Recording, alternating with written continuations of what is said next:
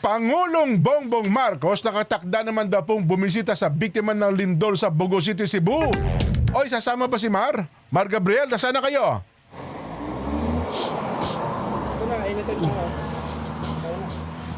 Mar!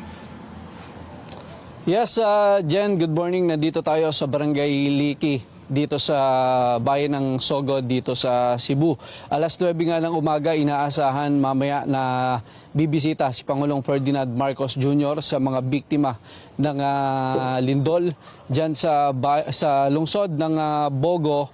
At una sa mga bibisitahin niya itong housing project dyan sa Bogo City, kung saan napaulat na marami ang mga nasawi. Pupuntahan niya rin itong probinsya o Cebu Capital Hospital, kung saan marami sa mga nasaktan ang isinugod sa nasabing ospital. Pupuntahan din ng Pangulo ang Bogo City Hall at magkakaroon doon ng situational briefing kaugnay dito nga sa ginagawang pagtugon sa mga biktima nitong 6.9 magnitude na lindol.